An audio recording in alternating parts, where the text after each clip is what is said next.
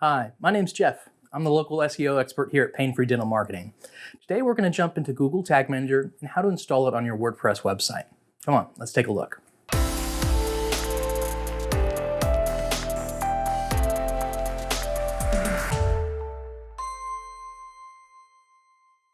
Google Tag Manager is a fantastic tool provided by Google that allows anyone to install code onto their website without being a developer.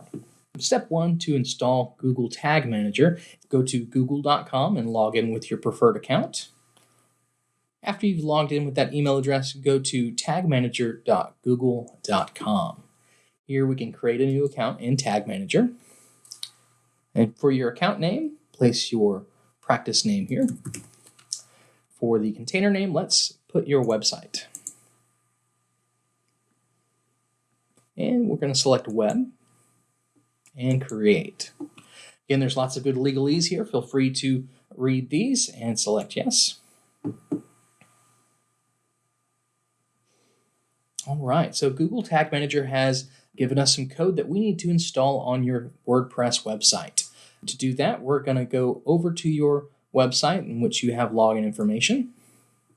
Once logged into your website, we'll go to the plugin section, add new, and the plugin that we're going to need to install this is called Insert Header and Footer. You can search for it here.